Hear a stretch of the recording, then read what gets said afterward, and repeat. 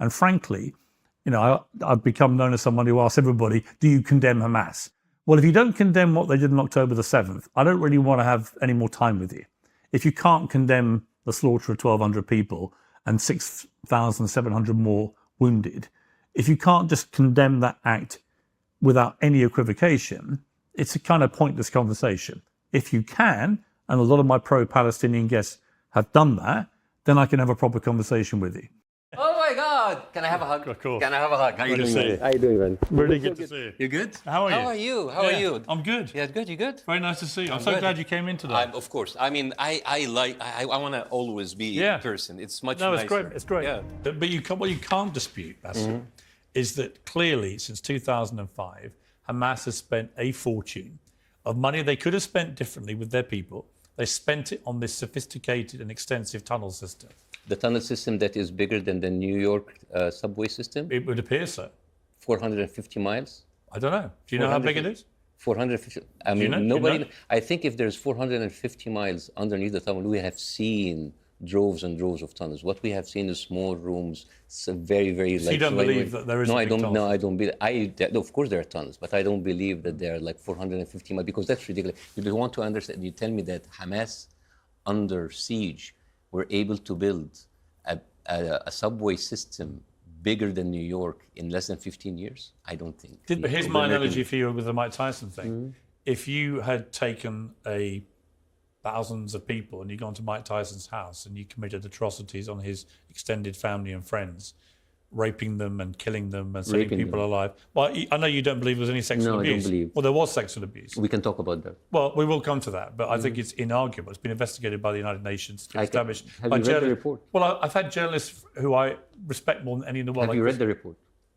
There is indisputable evidence of sexual abuse. Okay, let's talk about that when it comes. We will.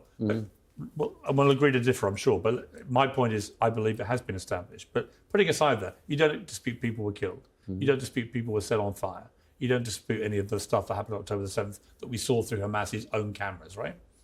Yeah, you don't dispute what we saw with our own eyes. I know what I've seen, and of course, and as a matter of fact, I've seen many of them. Yes, it's terrible. Well, we're not, because it's important, because what is genocidal is what Hamas has said they want to do to Israel. What did they say to do? They want to eradicate Israel. Is according to their charter? Yes. Which charter? Well, their original charter said that. And then what happened in 2017?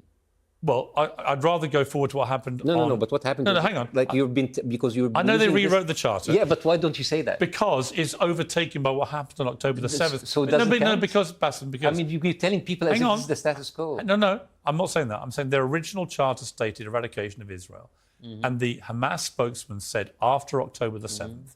We want to keep doing this again and again and again. He said it on camera. That is an existential threat to all Israelis. Well, there's a lot of horrible things that Israelis say on camera. And tell me what you think happened. So there are three big things that made the world accept what is happening now in Palestine. And they talk like, what will happen now? What can we get it?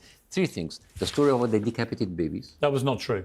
Good. So why didn't the Western media refute it? Why didn't they? Well, it was refuted very quickly. Really? Yes. But very quickly. How many times the Western media has used that media? Until today, Mike Johnson, the Speaker of the House, is still repeating it. Until now, Benjamin Netanyahu. It's not true. I know, but it was. But it has been discounted by the media. No, not really. It has. Not really. And it didn't. And in the discounting and refuting, and I think when you have an apology or a retraction, it has to be. Yeah, but I was accused of saying it. I never said it. You said. No, I didn't say it. You said. It came to me as a revelation that I read about 40 murdered babies. Some of them are decapitated.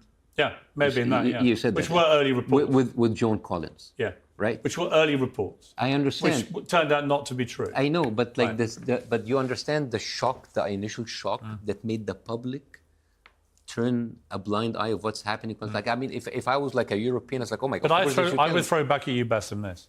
I don't know if you've seen all the GoPro camera footage from Hamas that they broadcast to the world, but I have seen a lot of it. Me too.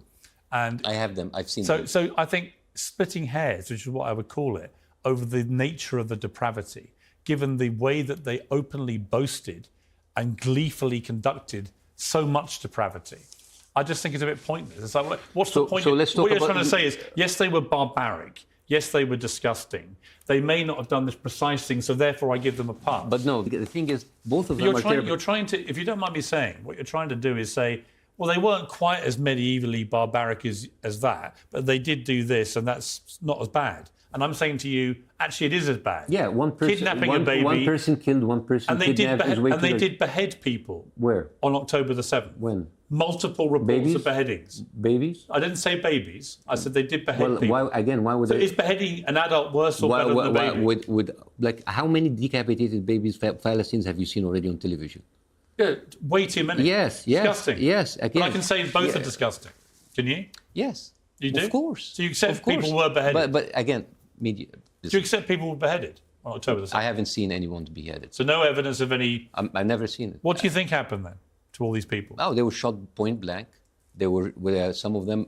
None were beheaded. You don't believe those reports? I don't believe them, yeah. Come on. But like even in one or two, it's terrible, of course. But like, okay, you go in... I mean, I don't understand. Like, my point is, Piers, is that on October 7th, there's a lot of very, very sensational report that made people turn a blind eye of what's going in Gaza.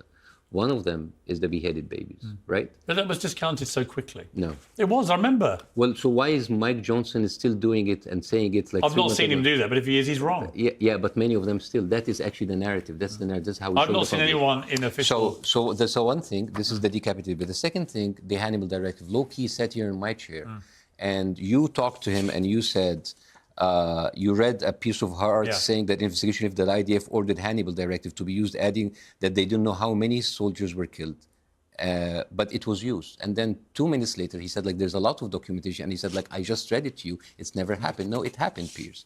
Now, in the same report that you quoted... I did later in the interview tell him that I knew that there had been reports in Haaretz that had happened. Yes, and there is another... But just to be clear, that's not been admitted by the Israeli government. Yeah, well, I'm not saying it didn't happen. Well, they're liars. Yeah, but I'm not saying it didn't happen.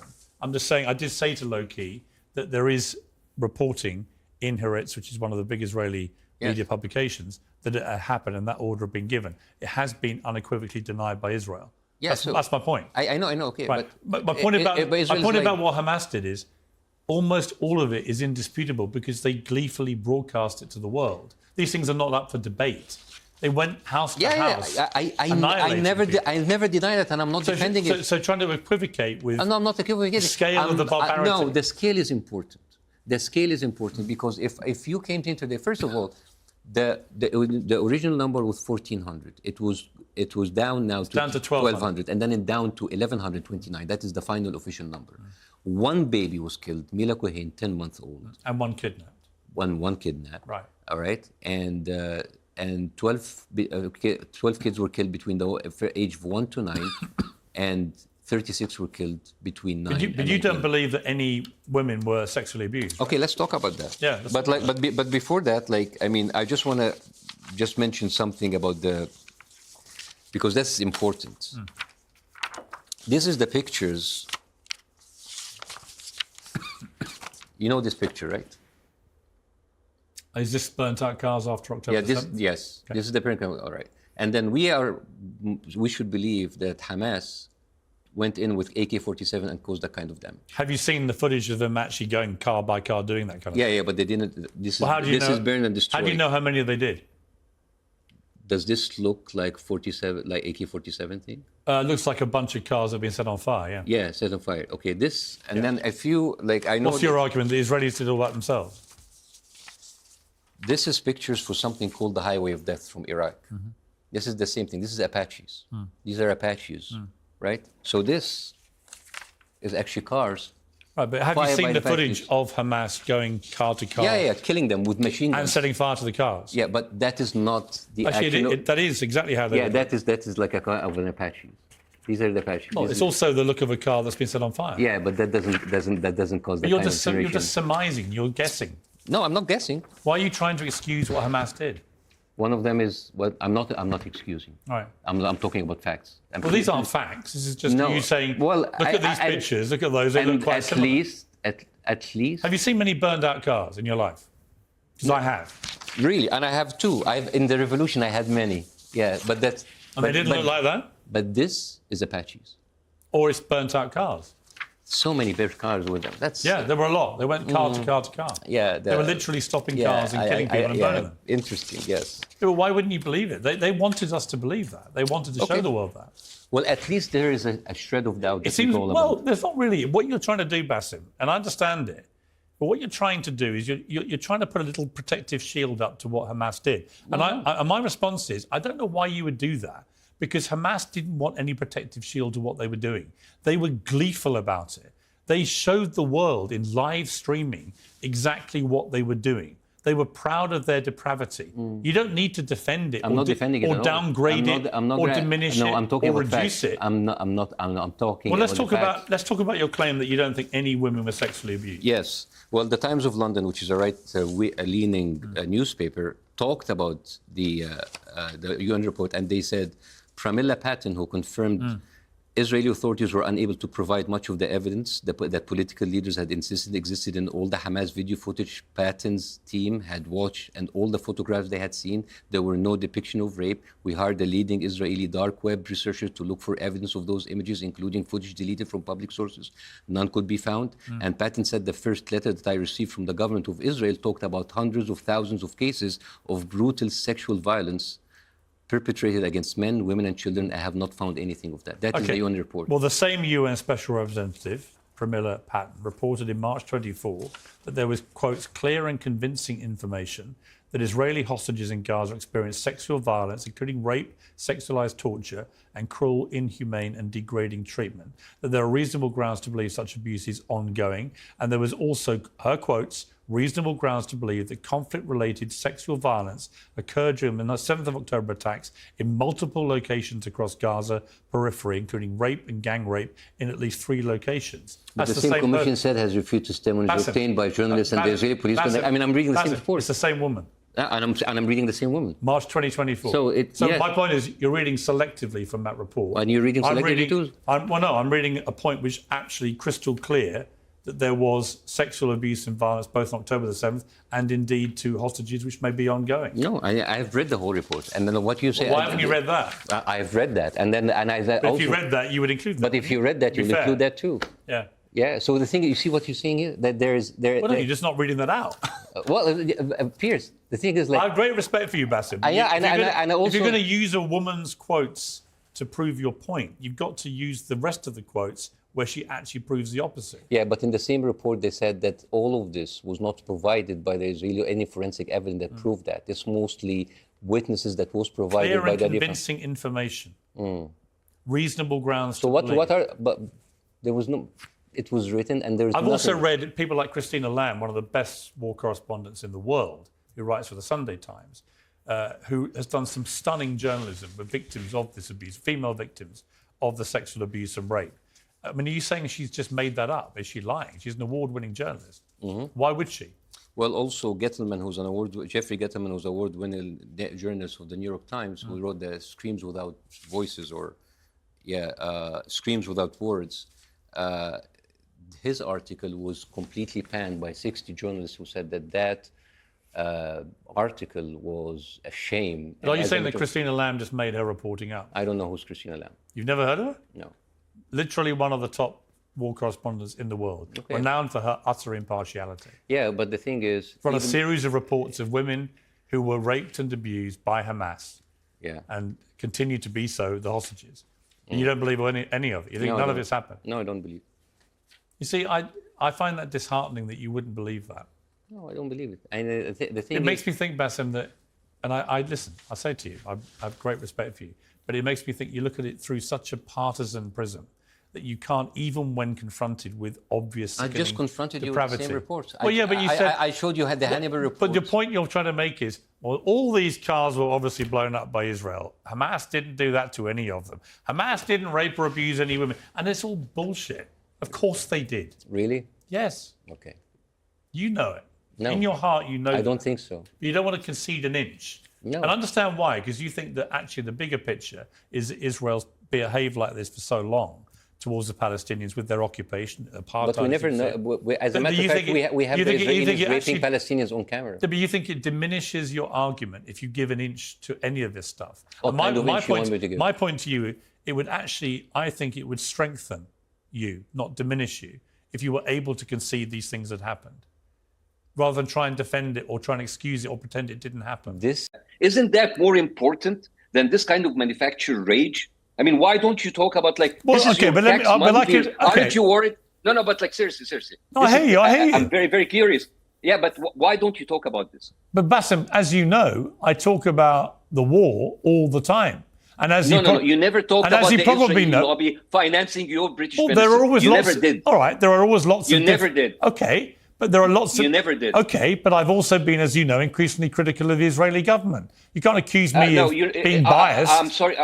I'm sorry. You're not fooling me, Piers. I'm sorry, because like I came on your show many times. I discussed October 7th. Many people came to you and asked you, and people said, "Oh, Piers Morgan have like changed the mind." I'm sorry. It doesn't fool me for a second. It's not about changing my mind. I'm sorry. You and the Western media have been complicit in diverting and deflecting the truth and the facts. You are actually the real Iron Dome of Israel. You pretend to ask a tough question for the Israeli to maintain your credibility, but like you, over the past 2 years, you had laundering Zionist talking points. You never investigated the Hannibal Directive. You never questioned why it took them 6 hours to respond. You never used the Hannibal Directive. Well, how many times have I had you on the show?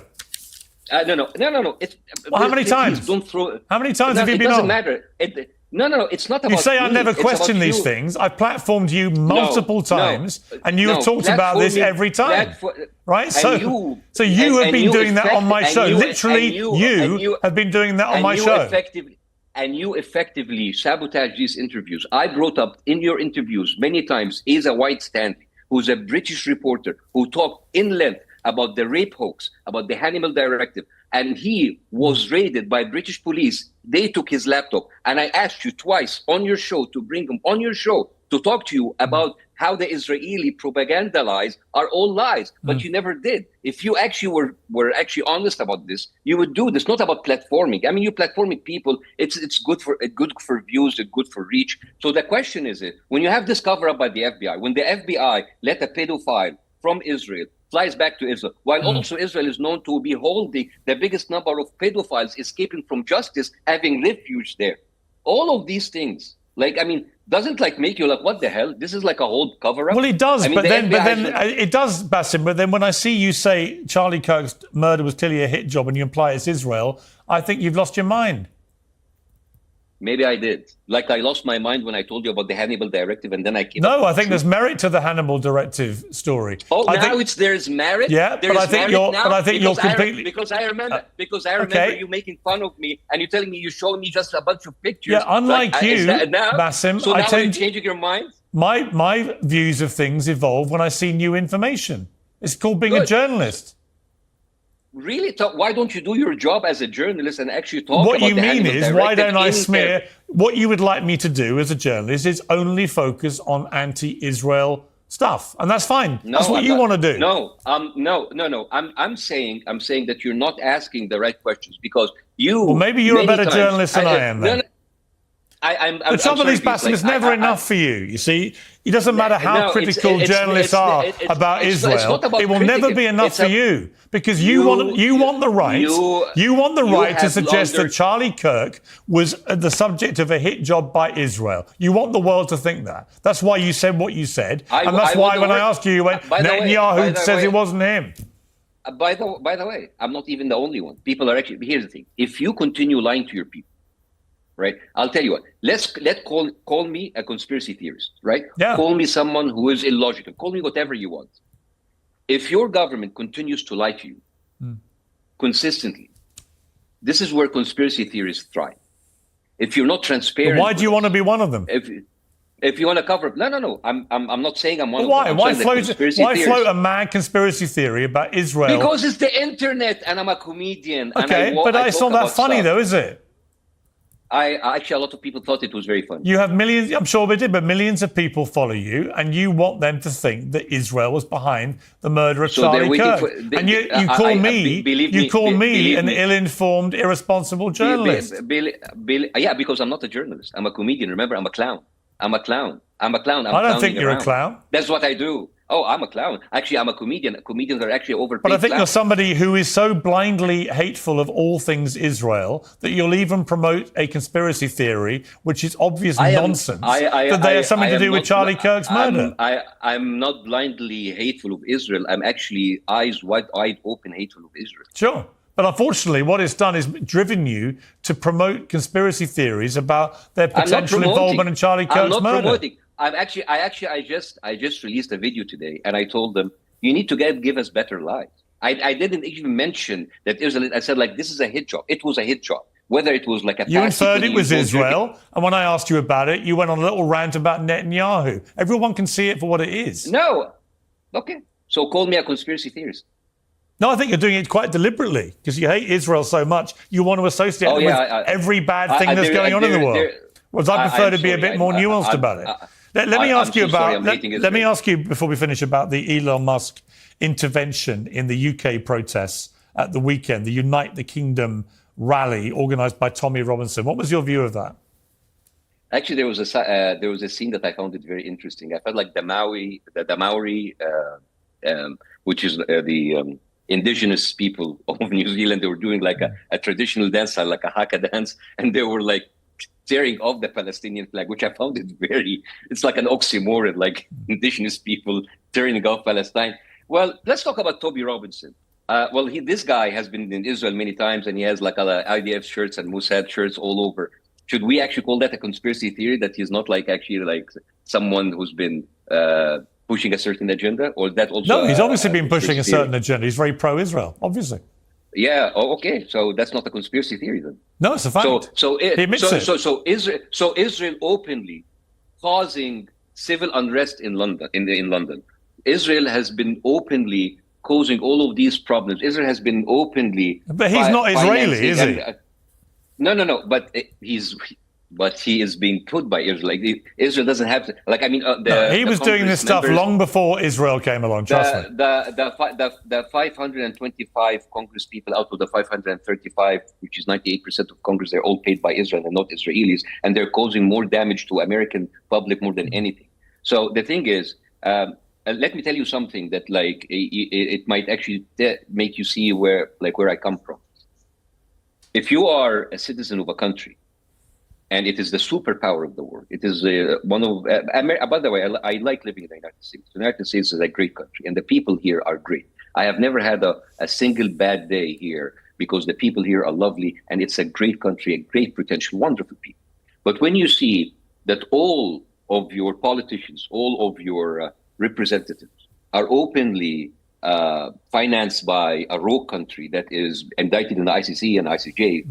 And just last year we sent them $30 billion, and we sent them billions and billions of dollars, and we see all of our infrastructure is falling. You will also hate that country. You know, it's not that even if Gaza like is resolved today, I don't see it resolving in a good way, right? Even that still stands. Israel is a leash on our system, on our country, on your country. All right, can we get back to the rally? Can we get back to the rally in London? That was the question I asked you. And whether you think it was right for Elon Musk to get involved in the way that he did, and to say you have to fight violence on the left, you have to fight back. What did you think of that? I mean, isn't that inciting violence? The richest guy in the world, who has the biggest platform in the world, who, by the way, just suspended the Twitter account of the flotilla that going there to Israel, which is making him very